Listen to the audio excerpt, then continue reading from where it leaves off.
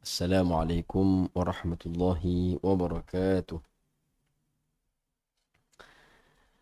إن الحمد لله نحمده ونستعينه ونستهديه ونستغفره ونعوذ بالله من شرور أنفسنا ومن سيئات أعمالنا. من يهده الله فلا مضل له ومن يضلل فلا هادي له. أشهد أن لا إله إلا الله وحده لا شريك له وأن سيدنا محمدا عبده ورسوله. اللهم صل وسلم وبارك على سيدنا ومولانا محمد وعلى آله وأصحابه ومن تبعهم بإحسان إلى يوم الدين. سبحانك لا علم لنا إلا ما علمتنا إنك أنت العليم الحكيم ولا حول ولا قوة إلا بالله العلي العظيم. رب اشرح لي صدري ويسر لي أمري واحلل عقدة من لساني يفقه قولي. نوينا التعلم والتعليم والتذكر والتذكير والنفع والانتفاع والإفادة والاستفادة والحث على التمسك بكتاب الله وسنة رسوله صلى الله عليه وسلم والدعاء إلى الهدى والدلالة على الخير ابتغاء مرضات الله وقربه وثوابه. آمين اللهم آمين. أما بعد. Yang dimuliakan Tuan Imam, Tuan Pengurusi seluruh ahli jawatan kuasa dan pimpinan Surau An-Nur, ayah ibu, tuan-tuan perempuan, muslim-muslimat, para jamaah, tetamu Allah SWT sekalian. Marilah bersama-sama kita merafakkan syukur setinggi-tingginya kehadrat Allah SWT yang mengurniakan taufik dan hidayah kepada kita dan kesempatan untuk hadir pada malam ini dan dapat bersama-sama duduk di dalam majlis ilmu. Dan mari sama-sama kita niatkan seperti mana yang dipesan oleh guru-guru kita, para alim ulama, dan antara yang ditekankan di dalam permulaan kitab Bidayatul Hidayah ini, iaitu tiap-tiap kali hadir ke majlis ilmu jangan tinggal dua niat yang penting. Yang pertama ialah niat untuk mendekatkan diri pada Allah SWT.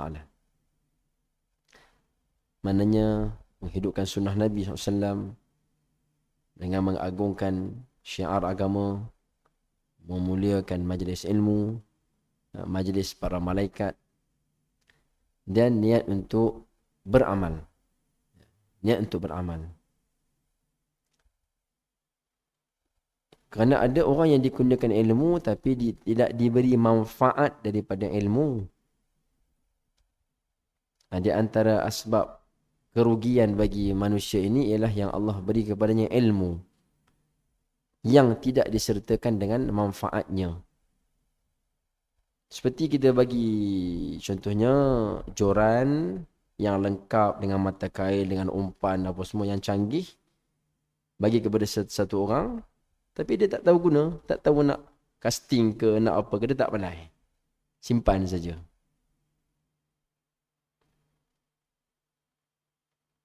Maka manfaat daripada ilmu ialah amal. Suatu ulama pesan pada kita, bila kita duduk je dalam mana-mana majlis ilmu, maka di permulaan tu sudah niat dah, insya-Allah segala kebaikan yang kami dengar, kami akan amalkan. Sebab dengan niat itulah Allah mudahkan untuk kita. Yang kedua, ketika hadir dalam majlis ilmu, di situ tempat untuk kita menguji hati kita. Sekiranya sesuatu kebaikan yang datang daripada agama ini, sama ada daripada Al-Quran, daripada hadis, daripada kata-kata para ulama, sekiranya perkara kebaikan tersebut tidak cocok, tidak sesuai dengan keinginan nafsu kita, kita menolak, kita membentak, kita menafikan, maka itu tanda kita jauh daripada rahmat Allah Ta'ala. Tetapi sesuatu perkara yang kalau hati kita ketika mendengar kebenaran itu, walaupun nafsu menolak, tapi hati itu menerima dengan suka, dengan redha. Walaupun kadang-kadang pedih. Ya, kadang-kadang nasihat-nasihat itu ada berupa mungkin sindiran. Kita salah bila orang sebut rasa macam terkena atas kepala kita. Contoh kan. Tapi hati kita terima. Memang saya datang tujuan untuk nak baiki diri, untuk baiki amalan.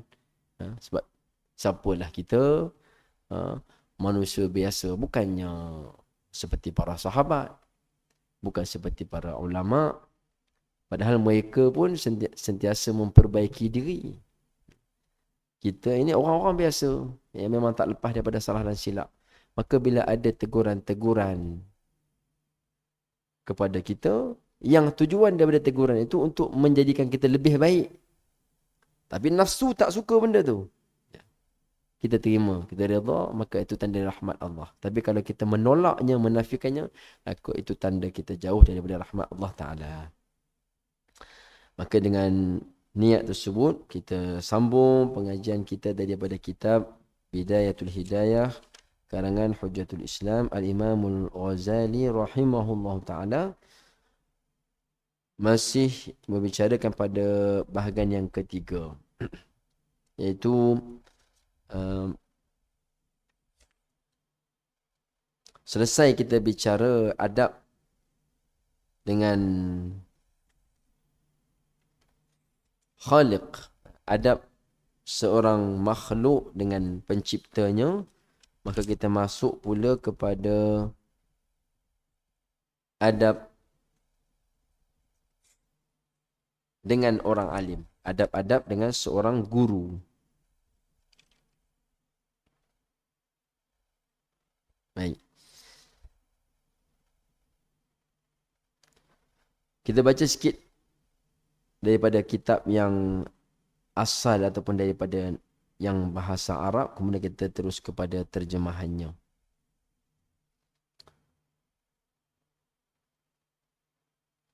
Fasal yang kedua, adab-adab seorang guru. Adab-adab seorang guru. Qala al-muallif rahimahullahu ta'ala, berkata pengarang kitab ini iaitu Al-Imam Al-Ghazali rahimahullahu ta'ala, nafa'ana bi'ulumihi wa ulumi masyayikhina fid darain, amin. Semoga Allah menggunakan kita manfaat daripada ilmunya serta manfaat daripada ilmu guru-guru kita, alim ulama kita, fid darain, di dunia dan di akhirat, amin Allahumma amin. Qal wa in kunta 'aliman fa adabul 'alimi al-ihtimalu wa luzumul hilmi wal julusu bil haibati ala samtil wiqari atau ala samtil waqari ma'a ittaraqir ra'si wa tarkul takabburi ala jami'il ibad illa ala zalamati zajran lahum 'anil zulmi wa itharu tawadu'i fil mahafil wal majalis wa tarkul hazli wad du'abati والرفق بالمتعلم والتأني بالمتعرف وإصلاح البليد بحسن الإرشاد وترك الحرج عليه وترك الأنفة من قول لا أدري وترك الأنفة من قول لا أدري وصرف الهمة إلى السائل وتفهم سؤاله وقبول الحجة والانقياد للحق بالرجوع إليه عند الهفوة ومنع المتعلم عن كل علم يضره وزجره عن أن يريد بالعلم النافع غير وجه الله تعالى إلى آخر. Maksudnya adab-adab bagi seorang guru. Walaupun mungkin kita ni bukan guru kan, sebab ialah berapa orang saja kadang kita ni yang menjadi guru. Tapi sebenarnya kalaupun tidak menjadi guru secara rasmi, bukan jawatan kita sebagai guru, tapi kita adalah guru kepada anak-anak kita. Kita adalah guru kepada orang-orang di bawah kita. Mana yang menjadi contoh tauladan dan ikutan. Kalau kita tu orang yang mempunyai pangkat di pejabat contohnya, maka di bawah kita tu ada anak-anak buah yang sentiasa memandang kepada kita. Secara tak langsung, mereka tu mengambil didikan daripada kita. Sama ada kita sedar ataupun tak sedar. Cara kita bercakap, cara kita buat kerja contohnya, mereka ambil daripada kita, seolah macam belajar daripada kita. Kalau yang betul, maka jadi manfaat dan kebaikan untuk kita. Manfaat yang berpanjangan. Tapi kalau contoh yang dia ambil itu contoh yang tak betul, tabiat-tabiat yang tak betul, macam anak kan, dia tengok daripada ayah dia satu tabiat. Ayah dia bukannya nak mengajar, bukan suruh ikut pun, tapi anak pada dia, siapa lagi orang yang paling baik, melainkan ayah dia lah. Itulah lelaki paling baik, contoh terbaik. Maka dia pun tengok, lalu dia ikut. Jadi kalau perkara itu perkara yang tak betul, yang tak baik, maka akan jadi jariah jugalah untuk kita. Maka adab-adab guru ni ada sebahagiannya yang memang kena pada semua orang. Dan kita kena merasa diri kita tu sebagai guru lah. Contoh bila kita di hadapan anak-anak, kena ada haibah, ada ketokohan. Akhir zaman kita lihat macam mana anak-anak mereka tidak hormat kepada mak ayah. Tak boleh salahkan anak-anak sangat. Kadang-kadang mak ayah tidak menunjukkan kehebatannya di hadapan anak-anak. Hebat ni bukan tunjuk pandai. Haibah ni mana? Ketokohan. Izzah. Kemuliaan di hadapan anak-anak. Ya? Tak macam orang dulu-dulu. Ya? Bila dia duduk dekat meja makan tu, otomatik anak-anak semua hormat. Respect. Kan?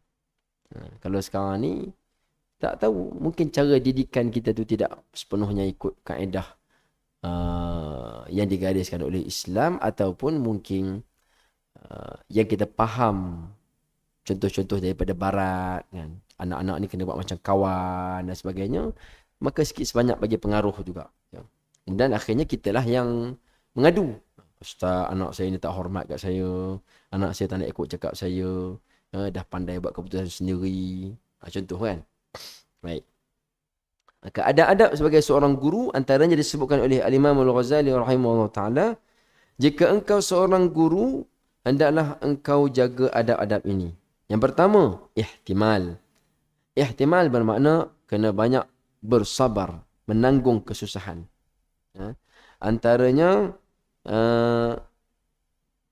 apa sahaja yang datang daripada anak murid kita ataupun orang di bawah jagaan kita itu, daripada hal-hal yang memerlukan kita ni sabar, maka kita tahan sabar. Tahan. Ya. Ada ketika-ketika kita perlu tunjukkan kita punya marah apabila berlaku pelanggaran kepada syariat dan sebagainya. Tapi bukanlah marah yang berpanjangan. Sabar itu lebih berbanding dengan marah. Marah untuk didikan semata-mata. Bukannya untuk kita ni marah kerana nafsu, bukan. Marah tu untuk didikan. Tapi lebih kepada banyak bersabar. Sama, mak ayah pun bersabar.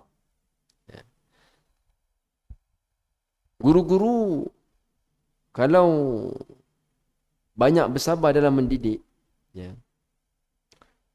berkat sabar tu ada, Allah Ta'ala akan bagi cahaya, bagi hikmah, berkat kepada anak murid tadi.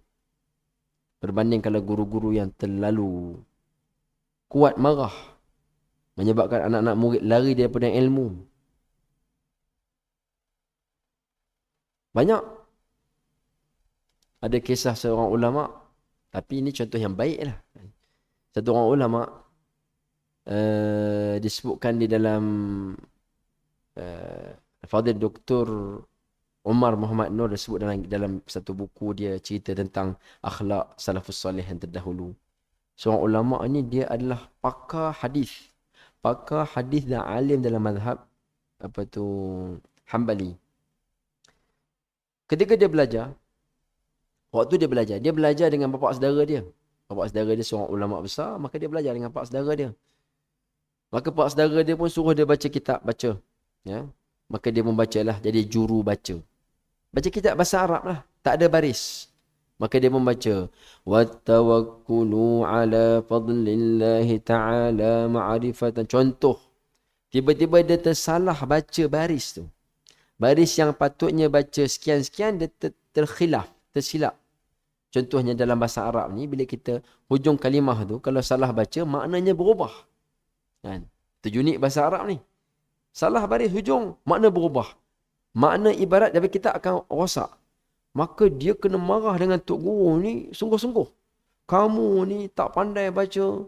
Kamu tahu tak, sebabkan kamu baca macam ni, jadi sesat habis orang ramai, dia cakap macam tu. Ya, kamu ni tak ada tokoh nak jadi ulama. Marah sungguh. Marah tu sebenarnya dia nak, sebab kita ni bila marah pada orang lain ni, marah pada-pada. Tapi kalau kesalahan tu dibuat oleh anak kita sendiri, lagi kita marah. Pasal kita punya perhatian lebih. Kan? Maka yang pelajar ni, anak saudaranya tadi kecil hati. Merajuk. Bila merajuk, dia pun muhasabah. Dia teringat tu. Kata-kata pak saudara dia, kamu ni tidak akan jadi ulama. Dia kata, aku akan buktikan bahawa aku akan jadi seorang ulama satu hari nanti. Maka, dia berhenti belajar daripada pakcik dia. Dia kata, mungkin pakcik tak suka dengan saya ke apa ke, tak apalah. Dia pun balik. Dia cari tok guru yang lain pula. Dan tok guru yang lain ni sabarnya lebih sikit. Maka dia belajar sehingga dia menjadi seorang pakar hadis, pakar fiqh. Ada orang dia pakar hadis saja, tidak pakar fiqh. Dia pakar hadis dan fiqh. Sehingga menjadi tokoh besar dalam mazhab Hambali. Ketika dia menjadi rujukan masyarakat waktu tu, mungkin benda ni selepas 10 tahun, 20 tahun mungkinlah. Jadi ulama besar. Maka ketika itu dia pergi ziarah kepada kubur bapa saudara dia. Dia kata apa? Sebelum tu, bapa saudara dia ketika marah tu, siap bersumpah lagi. Wallahi demi Allah, engkau takkan jadi orang alim. Dia kata macam tu. Maka anak buah dia ketika dah jadi orang alim, dah hebat dah, dia pergi ziarah ke kubur bapa saudara dia sambil ziarah silaturahim. Saudara mara. Dia kata, kalau pakcik masih hidup, nescaya pakcik kena tebus balik sumpah pakcik bahawa saya takkan jadi ulama. Hari ni saya jadi orang hebat, dia kata. Saya jadi ulama. Yang ni satu sudut, orang yang disebabkan marah menjadi asbab untuk dia usaha lebih gigih. Ini yang positif. Saya ada satu contoh yang lain pula. Satu orang pelajar, ini contoh rakyat lah. Contoh rakyat. Maksudnya benda berlaku di kalangan kita. Zaman saya sekolah dulu, ada kawan satu kelas tu, memang dia lembab sikit dalam subjek bahasa Inggeris. Subjek lain semua dia skor. Matematik skor. BM skor. Semua skor.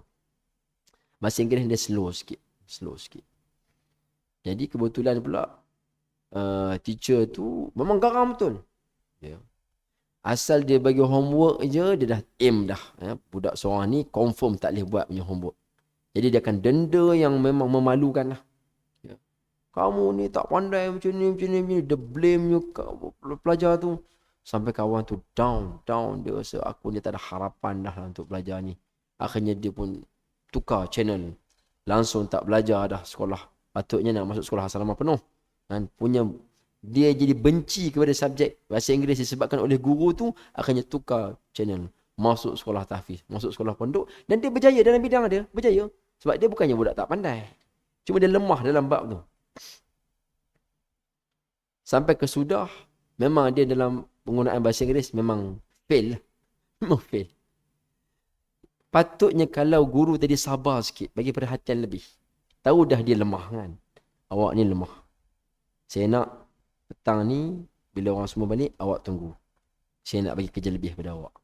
Bagi sesi khas pada dia, bagi bimbingan, tunjukkan perhatian. Banyak saya tengok pelajar-pelajar yang asalnya lemah, tapi bila guru tadi bersabar dengan dia, maka dia akan jadi dia boleh dapat juga. Boleh menguasai juga. Kan? Tu. Bila kita guru-guru ni, dia kena ada sabar lebih. Ya. Yang kedua ialah lambat marah. Lambat marah. Yang ketiga, duduk dengan haibah atas kelakuan yang tetap. Serta menundukkan kepala. Cara duduk tu pun disebut, ada dia punya kaedahnya. Ya. Kalau kata alim ulama, tak boleh dia duduk cara macam orang awam. Tak boleh duduk cara macam orang duduk di kedai kopi. Sandar. Macam tu. Contohnya, kalau untuk orang awam macam kita, okey, tak ada masalah. Tapi kalau alim ulama, tak boleh. Bila dia buat kelakuan macam orang biasa, maka akan hilang haibah ilmu daripada dia. Yang keempat, meninggalkan takabur atas sekalian hamba Allah. Kecuali terhadap orang yang zalim, kerana menegahkan daripada kezalimannya. Ini satu adab yang, salah satu adab yang hilang di kalangan sebahagian ilmuwan di zaman kita. Kerana apabila dia ada ilmu lebih daripada orang, maka dia takabur dan sombong dengan orang-orang yang jahil. Padahal orang jahil ni perlu pada bimbingan. Orang jahil perlu pada bimbingan. Beberapa ramai orang yang dia suka, dia minat je kepada agama Islam ni. Tapi kerana banyak ustaz-ustaz, ilmuwan-ilmuwan, bila tengok orang yang jahil, dia pakai pun tak berapa nak elok, pandang sebelah mata, tengok pun dengan jeling-jeling macam tu. Jadi dia rasa jauh daripada agama. Rasa jauh. Ada masalah dia nak tanya, segan, tersekat. Sebab dia punya dinding itu, gap tu terlalu tebal, terlalu jauh. Tapi kalau ada ulama-ulama yang turun kepada masyarakat dengan sifat rendah dirinya, walaupun dia haibah dia tak tinggal. Bukan makna masuk masyarakat ni sampai pakai baju macam masyarakat, orang pakai seluar koyak juga. Bukan macam tu. Dia tetap dengan haibah dia, tapi dia merendahkan dirinya sehingga dia sanggup bersama dengan orang-orang yang di jalanan contohnya. Macam mana kita lihat ulama-ulama kita, pendakwah-pendakwah kita. Maka takabur ini hanya boleh kepada orang yang zalim saja. Takabur ada tempat dia dibolehkan, iaitu kepada orang-orang yang zalim. Kita tahu dah, fulan bin fulan ni orang yang ada kuasa dan dia salah guna pada kuasa dia, dan dia zalim. Sebagai ulama, takabur dengan dia tak apa. Banyak contoh. Seorang ulama disebutkan dalam manaqib ulama-ulama terdahulu. Saya tak ingat nama dia. Dia masyhur. Seorang ulama pada zaman dulu dipanggil oleh khalifah ke istana. Dia panggil khalifah. Khalifah suruh dia punya pegawai dia pergi panggil ulama tu, suruh dia menghadap aku ada hajat nak minta tolong dengan dia. Maka datanglah pembantu dia tadi ke tempat si alim ni tadi. Maka kata dia, wahai Tuan Guru, khalifah jemput Tuan Guru datang ke istana. Kerana ada hajat yang dia perlukan. Maka oleh kerana dia adalah khalifah yang ada perangai-perangai yang tak apa nak elok, maka si alim tadi kata apa? Akukah yang berhajat atau diakah yang berhajat? Kata yang utusan tu, khalifah yang berhajat, khalifah yang berkehendak. Maka kalau dia yang berhajat, sepatutnya dia yang datang kepada aku. Kali ni dia buat sombong sikit. Sebab apa? Sebab ketika ni dia berhadapan dengan pemimpin yang sombong. Maka sombong dengan orang yang sombong itu dikira kebaikan. Maka utusan tadi balik ke istana. Wahai Amirul Mukminin, Tok Guru tadi kata kalau Amirul Mukminin yang berhajat, Amirul Mukminin lah yang patut pergi jumpa dengan dia berhajat, bukannya suruh dia datang. Amirul Mukminin berkata, boleh tahan juga Tok Guru ni. Tapi sebab aku memang berhajat pada dia, terpaksa pergi jugalah. Maka dia pun turun daripada istana, dia pergi ke tempat alim tadi. Bila dia pergi, Assalamualaikum wahai Tuan Guru, saya ni datang sekarang ni, saya datang pada Tuan Guru, saya ada hajat, tak nasihat. Jadi kata Tuan Guru, macam ni baru betul. Ya, macam ni baru betul. Maka dia pun tanya pandangan rakyat saya ni begini. Apa pandangan Tuan Guru? Maka dia pun bagilah pandangan. Maka ketika selesai sesi nasihat tadi tu, Amirul Mukminin pun kata, wahai Tuan Guru, terima kasih banyak. Saya ni nak balik dia ni. Ya, saya nak balik dia ni. Ada tak apa-apa hajat yang Tuan Guru nak saya bantu untuk tunaikan? Ya. Ketika tu duduk dalam masjid. Ya. Jadi kata si alim tadi, saya tidak ada hajat apa-apa pada Amirul Mukminin. Macam mana saya boleh berhajat pada Amirul Mukminin sedangkan saya sekarang ni sedang duduk di hadapan raja kepada Amirul Mukminin. Kalau saya nak minta, tak perlu kepada Amirul Mukminin. Saya terus minta kepada Allah Ta'ala. Amirul Mukminin tak cakap banyak, balik macam tu je. Dia tak kata Tok Guru ni sombong ke apa ke, tak. Sebab secara automatik dia akan rasa terpukul dengan jawapan tu. Kan? Kena atas kepala dia sendiri. Jadi tak perlu nak mengampu ke apa ke. Di situ ada satu teguran dan didikan kepada orang-orang yang takabur. Dengan cara apa? Kita takabur dengan dia. Tapi takabur dengan siapa? Dengan orang yang zalim lah. Dibolehkan. Bukan takabur dengan semua orang. Ya, takabur ni asalnya tak boleh. Asal takabur tu sifat mazmumah. Tapi ada ketika dan keadaannya dibolehkan. Sebab ada maslahat. Ada kebaikan.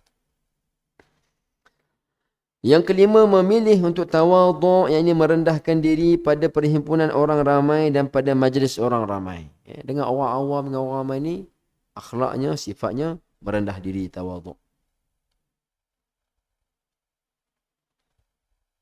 Kita kadang-kadang dengan orang-orang yang bawahan, kita sombong. Dengan orang miskin, dengan golongan yang kurang berpendidikan, kita sombong. Tapi dengan orang yang ada pangkat kedudukan, kita merendahkan diri kita. Kerana kita nakkan apa yang ada pada dia. Dari segi pengaruhnya, dari segi kekayaannya. Di situ sudah menunjukkan nilai diri kita tu macam mana. Kata Syekh Asy-Sya'rawi rahimahullah ta'ala, beliau menyebutkan daripada kata-kata Sayyidina Ali radhiyallahu anhu, dia kata, kalau kamu nak tahu, disebut satu ungkapan, ketika mana satu orang didatangi seorang fakir miskin. Macam kita duduk kat kedai kopi, kedai mamak, datang apa tu, orang minta sedekah. Kita kata macam mana? Semalam saya baru bagi sedekah, dia kata, kan. Pasal kadang-kadang orang tu datang banyak kali, kan. Dia dah aim dah tempat tu. Kadang datang jual barang ke apa ke. Semalam baru saya beri barang tuan ni. Tak apalah. Tapi yang berlaku dalam kisah ni yang Syekh Sya'rawi sebutkan ini, ketika mana didatangi oleh seorang fakir miskin, dia kata apa? Marhaban biman yahmilu zadi bighairi ujrah. Dia kata apa? Selamat datang kepada orang yang akan membawa pahala aku ke hari akhirat tanpa mengharapkan, tanpa perlu upah. Dia kata apa? Kepada fakir miskin yang datang minta sedekah tadi, selamat datang kepada orang yang akan bawa bekalan aku ke hari akhirat, mana dia akan bawa kita punya bekal. Contoh macam kalau kita pergi mendaki bukit ke apa ke, bekal kita banyak, kan? Nak bawa tak larat, adalah orang tolong bawa. Contoh kan, apa istilah dia panggil tu? Kalau kita naik gunung tu. Kan? Kalau tolong pikul barang kita kan. Steady dia orang, tong gas pun boleh bawa ni atas bukit.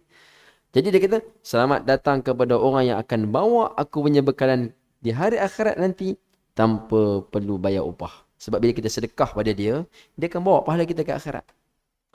Jadi, kata Syekh Sya'rawi, Sayyidina Ali radhiyallahu anhu pernah menyebutkan, macam mana kita nak tahu kita ni orang yang cintakan akhirat ke cintakan dunia.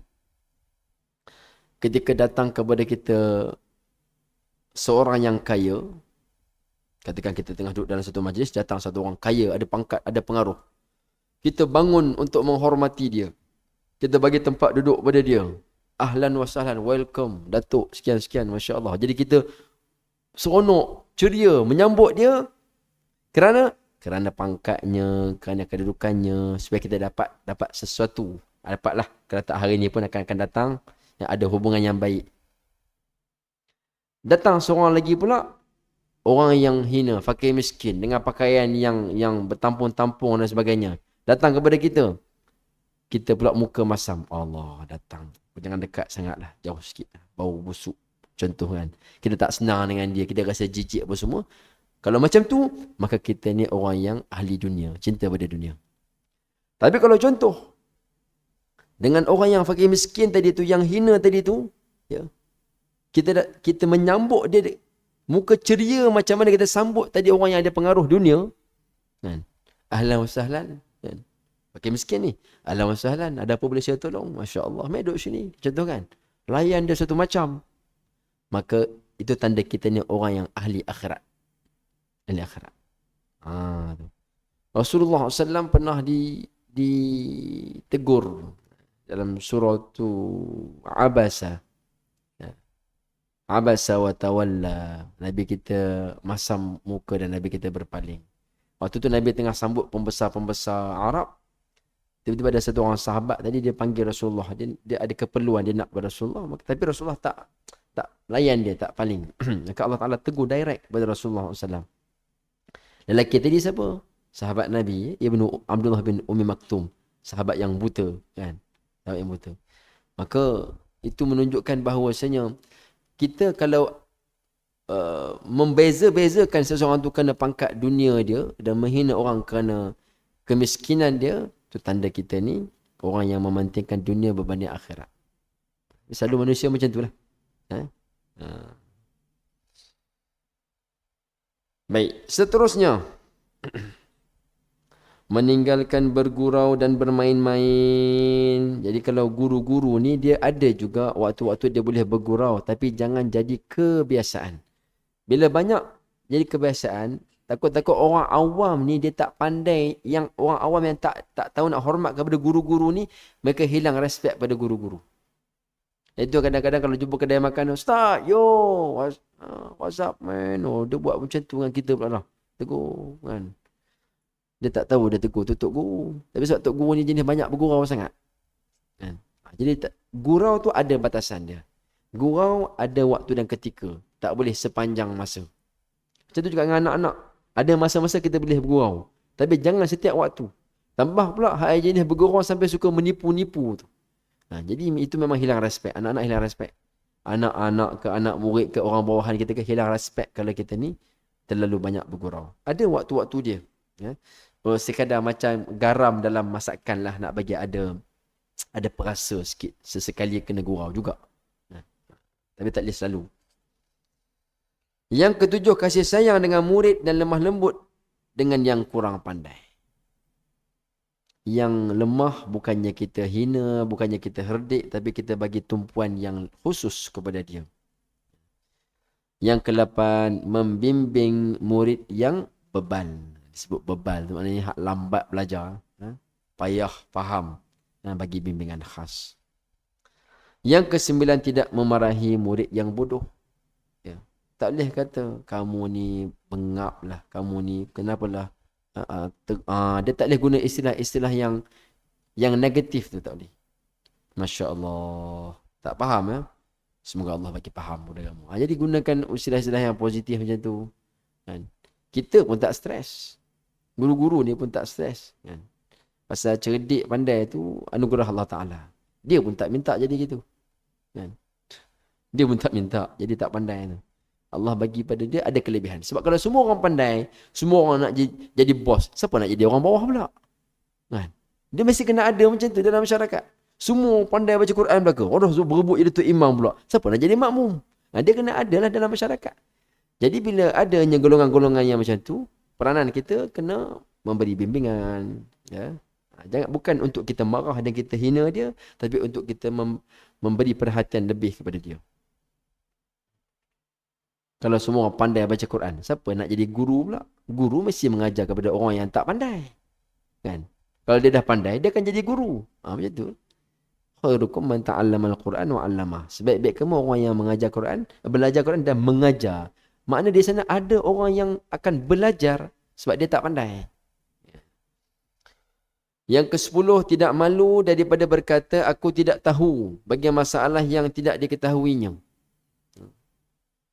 Seperti mana Imam Malik waktu ditanya pada dia 40 soalan untuk orang minta fatwa. Dia jawab lebih kurang dalam 8 9 jawapan macam tu je. Selebihnya dia kata aku tak jumpa jawapan lagi. Aku tak jumpa tu bukan maksud dia tu memang tak tahu, ya. Dia belum yakin pada jawapannya. Dan dia cari, dia rujuk balik. Dia tidak bersegera kepada memberi fatwa.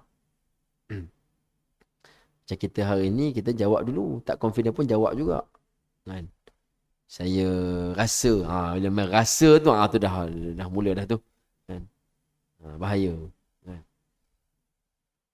Tapi ini antara asbab banyak di kalangan asatizah, ulama-ulama, dia tergelincir dekat situ. Sebab bila tak jawab ni nampak lekeh dia pula. Bila tak jawab ni nampak macam tak menguasai ilmu dia pula. Bila jawab kan nampak lemah. Tapi bila jawapan tu tadi tidak solid, tak betul tepat, maka dia akan menyesal. Tambah zaman-zaman sekarang ni orang ada live lah, ada video-video dia rakam lah apa semualah. Tu bahaya.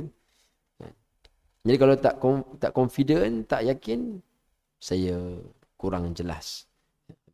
Tok guru dulu, ini kalau cerita tok guru pondok kan, dia mengajar di pondok dia tu. Bila orang tanya masalah-masalah, dia tak jumpa ibarat, dia kata nanti sekejap. Dia pergi masuk dalam bilik tu. Masuk bilik tu, cari kitab tu. Ambil kitab, duduk setengah jam, bilik tu baru keluar.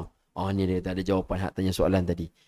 Walaupun kadang-kadang aku pernah dengar jawapan ni, aku pernah baca. Tapi selagi dia tak nampak dalam dia punya minda dia, di mana kitab tu, ibarat tu muka surat berapa apa semua, dia tak berani jawab. Sampai tahap macam tu. Amanah pada ilmu. Yang ke-11. Memberikan perhatian kepada murid yang bertanya dan cuba memahami soalannya dengan baik.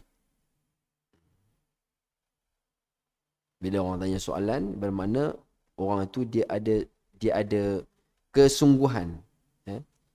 Dia memberi perhatian yang lebih. Nak faham sesuatu perkara, maka kita memberi perhatian kepada dia. Soalan apa macam ni tak patut tanya. Jadi tak boleh. Jangan kita condemn dia dengan soalan tu. Kan saya dah ajar tadi, kamu tak dengar ke? Kan? Ada orang macam tu kan. Dia condemn orang tanya soalan, orang minta penjelasan. Soalan macam ni bagus. Soalan macam ni bagus. Tanya lagi. Gitu contohnya. Orang kita ni, tambah orang Melayu ni, kalau yang belajar di luar negara, memang terkenal dengan satu perangai dia malu. Dia bagus. Kalau datang kelas, duduk depan, masuk kelas awal. Tapi, bila nak bagi pandangan, nak suruh tanya soalan, senyap, menikung. Dia malu. Malu tu lebih. Kalau banding dengan orang negara lain, dia mungkin satu macam dia punya perangai dia. Datang kelas lewat dengan apa semuanya. Tapi kalau bila tanya soalan, cepat angkat tangan. Cepat. Dia nak berdiskusi dengan kita tu, jadi dia tak ada malu. Tu kelebihan dia. Orang kita ni malu. Malu. Nak tanya soalan, nak tanya macam mana ni, malu. Yang ke-12, menerima hujah atau dalil yang dihadapkan kepadanya.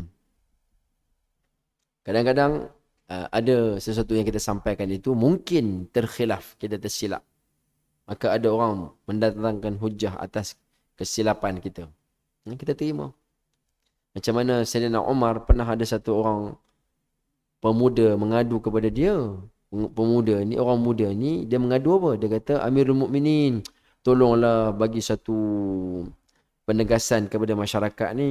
Tambah orang tua ni, dia letak mahar tinggi-tinggi sangat. Kesian kami orang muda ni payah nak kahwin.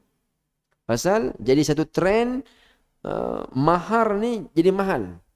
Jadi Amirul Mukminin pun dia ambil serius benda tu. Maka dalam khutbah dia pun dia kata, aku minta semua letakkan satu standard dia. Ya?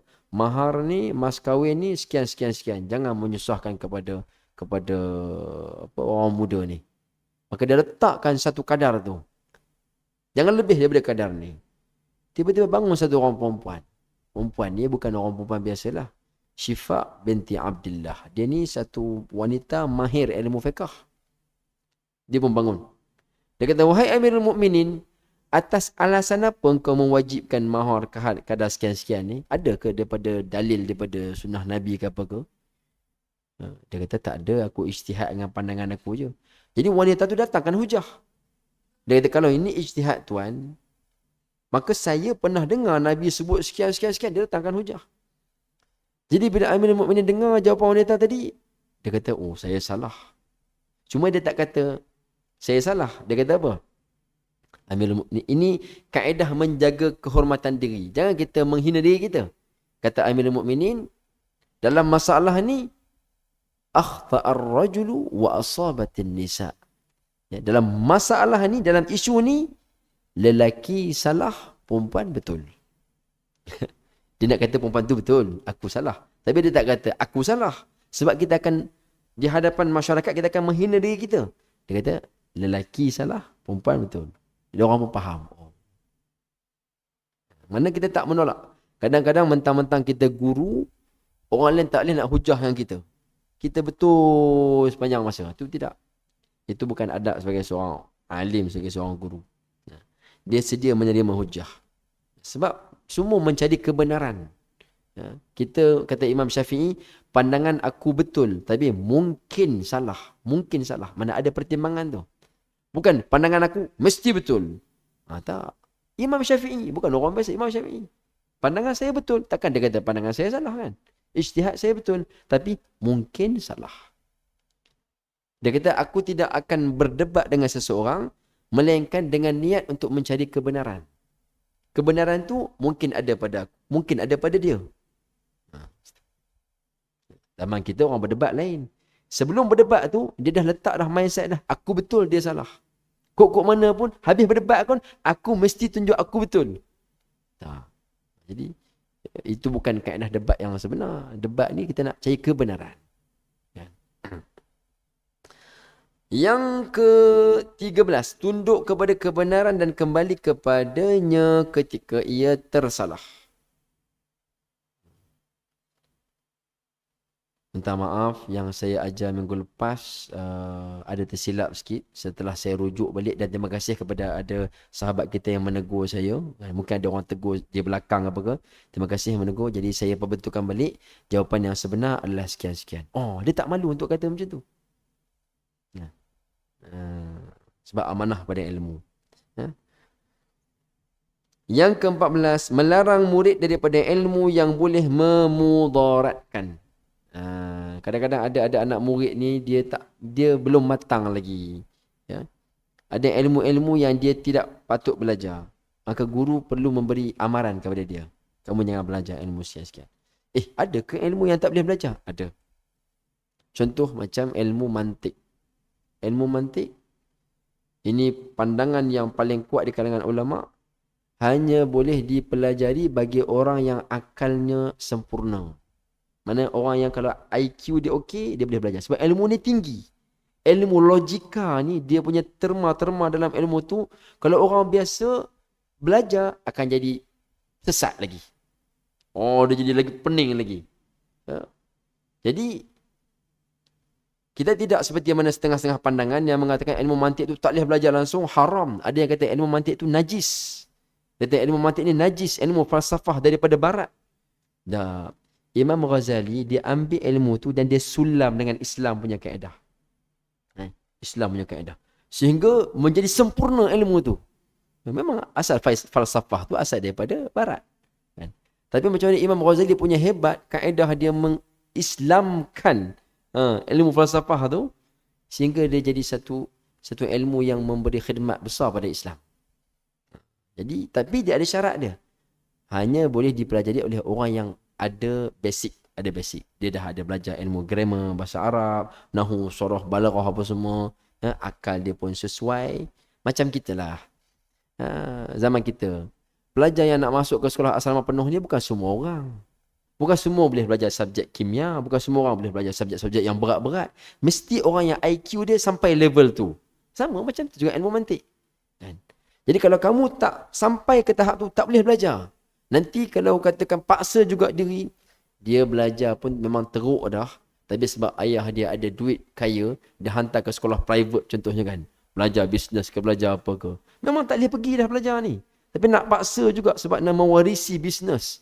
Nak mewarisi dia punya ni, akhirnya balik kawan tu, ilmu pun tak kemah, dia ambil alih bisnes bapa dia, dah lingkup habis dia punya perniagaan. Sebab dia tak ada ketokohan, tak boleh paksa. Macam tu. Mana guru dia tahu kebolehan anak murid. Sekiranya anak murid ni tidak mampu untuk belajar sesuatu ilmu, dia kena halang. Kamu tak payah belajar ilmu ni. Belajar ilmu ni cukup. Gitu. Melarang murid daripada menghendaki yang lain daripada Allah dengan ilmunya. Guru kena sentiasa memberi bimbingan. Sentiasa menasihati. Takut-takut anak murid ada timbul niat yang lain ketika belajar. Sebab dia belajar, dia tengok, ish, mana belajar ni, bila jadi alim esok ni, boleh dapat pengaruh, boleh dapat harta. Jadi bila nampak murid ada kecenderungan kepada situ, dia kena tegur, kena larang.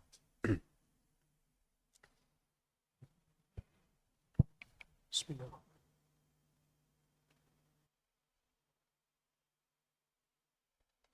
Sallallahu alaihi wasallam Muhammad wa ala alihi wasallam. Baik, kita sambung sedikit saja lagi insya-Allah.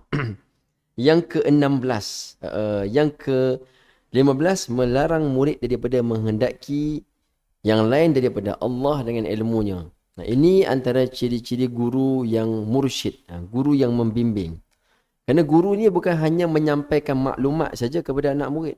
Dia bagi maklumat je. Nak amal, tak nak amal, ikut suka hati. Nak jadi apa? Ikut. Dia dah tunai tanggungjawab dia. Bukan. Itu bukan guru. Itu lebih kurang macam sama macam Google juga. Ya, bagi tabur maklumatnya. Guru yang sebenar, dia membimbing. Ya, dia tunjukkan yang betul, betul, yang salah, salah. Kamu kena ikut jalan ni. Yang ni kamu tak boleh buat. Ini akan bawa kamu kepada kebinasaan. Itu guru. Itu guru. Ya, itu guru yang mursyid, yang membimbing. Yang ke-16, melarang murid daripada menuntut ilmu yang fardu kifayah sebelum selesai daripada menuntut ilmu yang fardu ain. Kerana kadang-kadang ilmu yang fardu kifayah itu menarik. Menarik. Rare.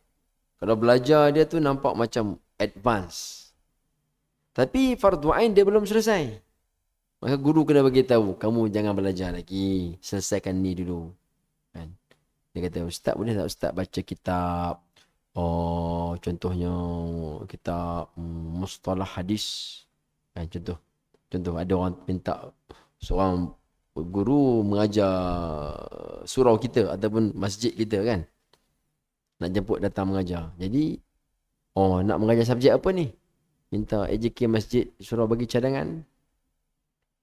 Jadi kata mereka, kalau boleh mengajar kami subjek mustalah hadis ataupun mengajar subjek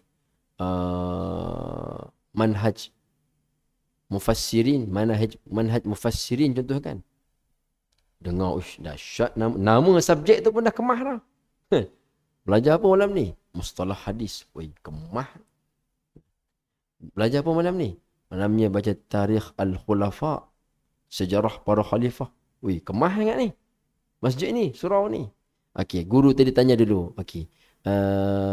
Kitab fiqh siapa mengajar? Kitab fiqh setakat ni tak ada lagi. Kitab akidah siapa mengajar?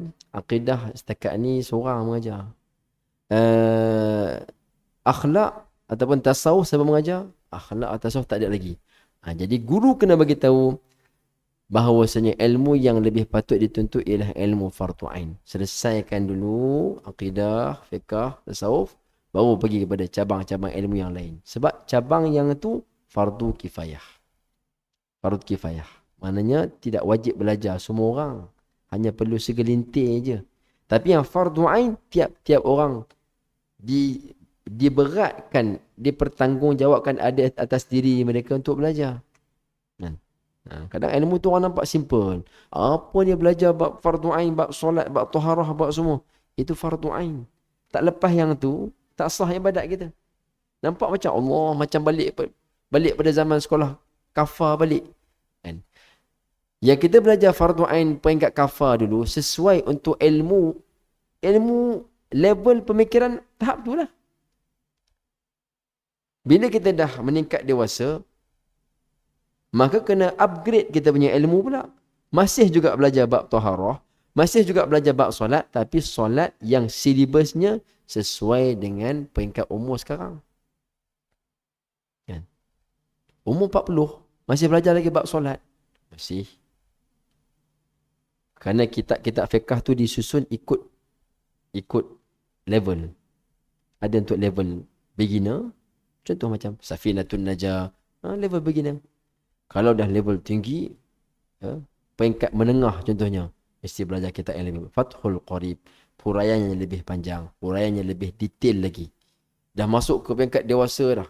Tak boleh berpada dengan kitab-kitab level pertengahan, kena lebih tinggi. Mana belajar ni bila nak habis? istilah belajar tak ada habis. Tak ada habis. Jadi guru kena memberi penjelasan, mesti selesai dulu ilmu fardu ain sebelum menyebutkan diri dengan fardu kifayah. Sebab ini banyak slogan-slogan ataupun yang mengajak manusia ni belajar ilmu-ilmu fardu kifayah sebab nampak dia rare, nampak dia hebat. Tapi mengabaikan ilmu fardu ain. Basic pun tak ada. Oh, itu bahaya. Itu bahaya.